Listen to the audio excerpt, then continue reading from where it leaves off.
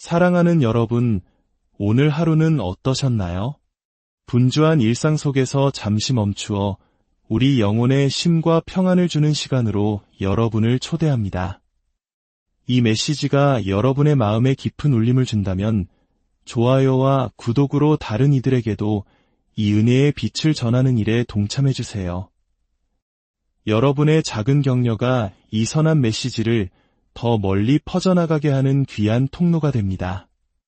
이제 주님의 말씀에 귀 기울이는 모든 분들 위해 하나님의 크신 축복이 함께하기를 기도합니다.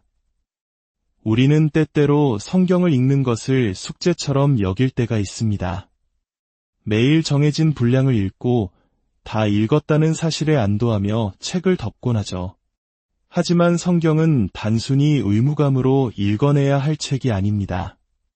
그것은 우리를 향한 하나님의 살아있는 사랑의 편지이며 우리의 삶을 변화시키는 능력을 담고 있는 생명의 말씀입니다.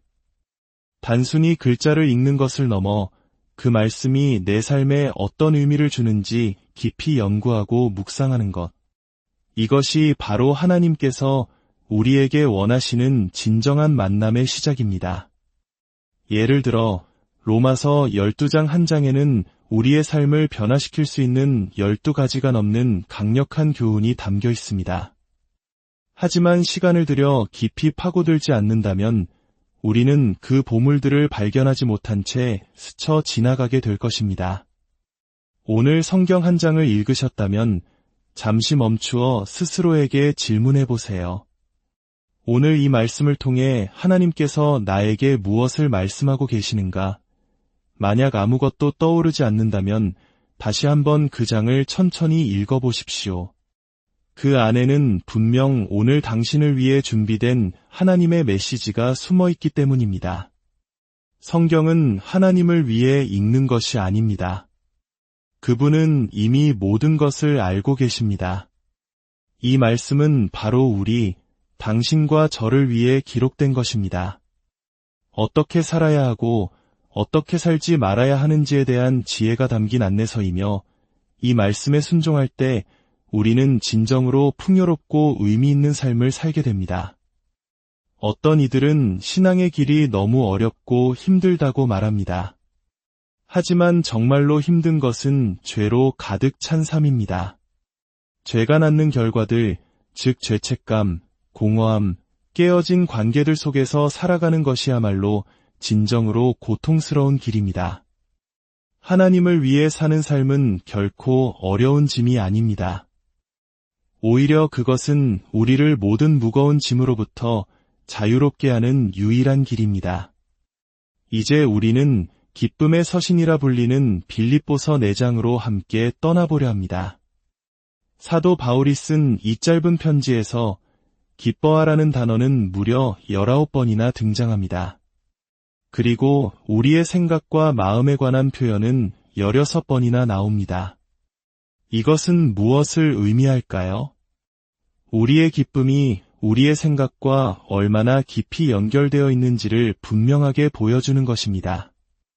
우리의 생각이 하나님의 말씀으로 끊임없이 새로워지지 않는다면 예수님께서 우리를 위해 죽으심으로 주고자 하셨던 그 풍성한 삶을 결코 누릴 수 없습니다. 부정적인 생각은 우리가 애써 노력하지 않아도 안개처럼 스멀스멀 우리 마음에 스며듭니다. 수십 년간 하나님과 동행해온 저조차도 때로는 며칠씩 악마가 제 마음을 집요하게 공격해올 때가 있습니다. 그럴 때면 내가 정말 미쳐가는 건가 하는 생각이 들 정도로 혼란스럽습니다. 하지만 그때 우리가 해야 할 일은 굳건히 서서 대적하는 것입니다. 그러면 악마는 곧 떠나가고 우리는 다시 오랫동안 평안을 누리게 됩니다. 사도 바울은 빌립보 교인들을 향한 편지에서 그들에 대한 깊은 애정을 숨기지 않습니다. 그는 단순히 사명감 때문에 복음을 전한 것이 아니었습니다. 그는 자신이 섬기는 사람들을 진심으로 정말로 깊이 사랑하고 아꼈습니다. 만약 여러분의 삶에 여러분을 진정으로 아끼고 사랑하는 영적 지도자가 있다면 하나님께 감사하십시오. 그것은 세상 무엇과도 바꿀 수 없는 귀한 선물입니다.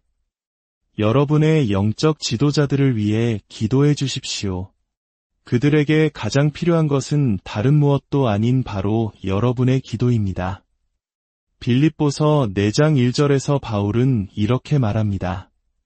그러므로 나의 사랑하고 사모하는 형제들, 나의 기쁨이요 면류관인 사랑하는 자들아, 이와 같이 주 안에 굳건히 서라. 그는 빌립보 교인들을 자신의 기쁨이요 면류관이라고 부릅니다.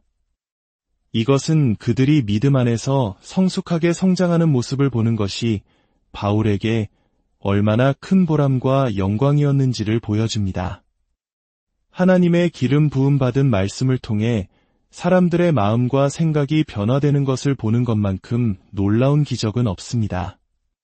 바울은 이어서 두 여성, 유오디아와 순두계에게 주 안에서 같은 마음을 품으라고 간청합니다. 그리고 진실한 동역자에게 이 여성들을 도우라고 부탁합니다. 복음을 위해 바울과 함께 싸웠던 이 여성들의 이름이 기록된 것은 초대교회에서 여성들이 얼마나 중요한 역할을 감당했는지를 보여주는 증거입니다. 예수님의 사역을 곁에서 돕고 물질로 후원했던 이들도 여성이었습니다. 교회는 남성과 여성이 함께 동역할 때 비로소 온전해질 수 있습니다. 바울이 빌립보 교인들에게 끊임없이 강조했던 또 다른 가치는 바로 굳건함과 연합이었습니다. 굳건하다는 것은 의지할 수 있고 변함이 없으며 일관성이 있다는 뜻입니다. 우리 스스로를 돌아봅시다. 나는 의지할 만한 사람인가요? 내일 전화할게와 같은 아주 작은 약속이라도 우리는 지키고 있습니까? 우리는 사람들에게 한 말을 지키는 것에서부터 탁월함을 시작해야 합니다. 그리스도인에게 세상이 정말로 보고 싶어 하는 것은 바로 일관성입니다. 저는 매우 혼란스러운 가정에서 자랐습니다.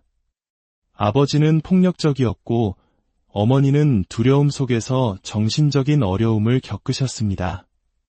집안은 언제나 감정적인 폭발과 다툼으로 가득했습니다.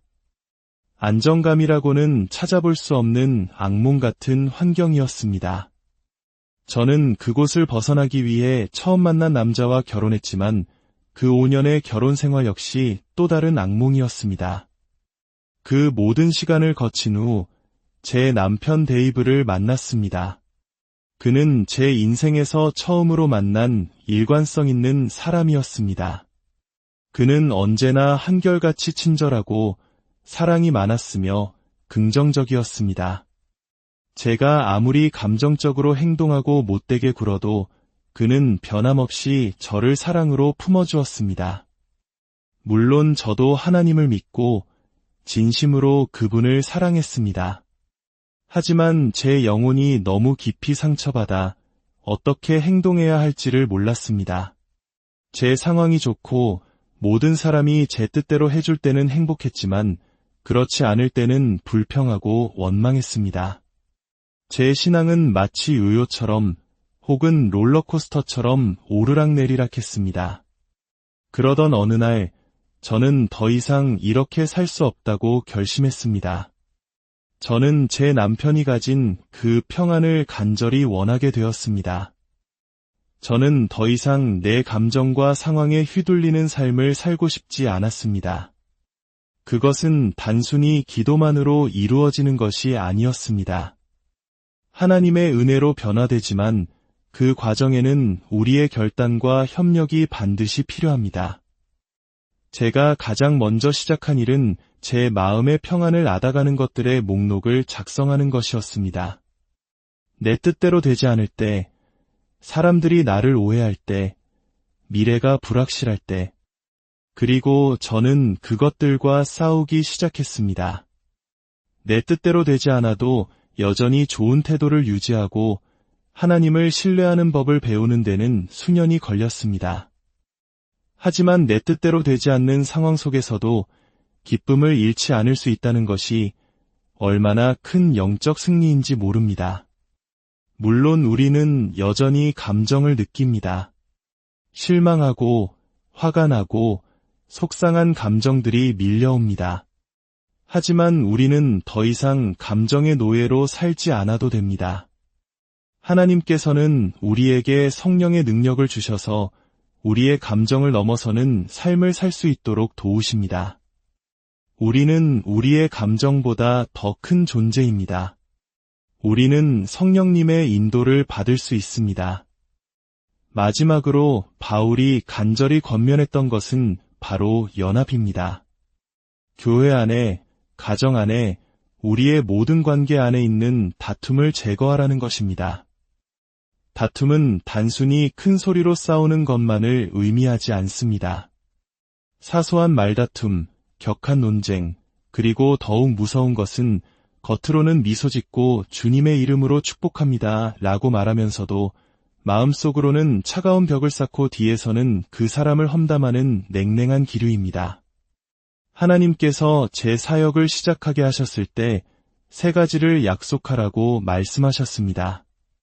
첫째, 재정에 있어 정직한 사람이 될 것. 둘째, 모든 일에 탁월함을 추구할 것. 그리고 셋째, 삶에서 다툼을 제거할 것. 다툼이 있는 곳에는 하나님의 기름 부으심, 즉 그분의 능력과 임재가 머물 수 없습니다. 반대로 시편 133편은 말합니다. 형제가 연합하여 동거함이 어찌 그리 선하고 아름다운고 그곳에 여호와께서 복을 명령하셨나니 곧 영생이로다. 연합이 있는 곳에 하나님의 축복과 기름 부으심이 있습니다. 하나님의 기름 부으심은 마치 기계의 윤활유와 같아서 우리의 모든 삶이 뻑뻑하지 않고 부드럽게 흘러가도록 만듭니다. 사랑하는 여러분, 여러분의 삶에서 다툼을 제거하기로 결단하십시오. 여러분의 가정과 직장, 그리고 교회 안에 평화와 연합이 깃들도록 기도하십시오. 우리가 감정이 아닌 성령님을 따라 살아가고 분열이 아닌 연합을 추구할 때 세상은 우리를 통해 살아계신 하나님을 보게 될 것입니다. 주님, 이 말씀을 듣는 모든 심령 위에 하늘의 평강을 부어주시옵소서. 우리를 감정과 상황의 노예에서 해방시켜 주시고 오직 성령님의 인도하심을 따라 살아가는 지혜와 용기를 주옵소서. 우리의 생각과 마음을 다스려 빌립보 교인들처럼 항상 주 안에서 기뻐하는 법을 배우게 하소서.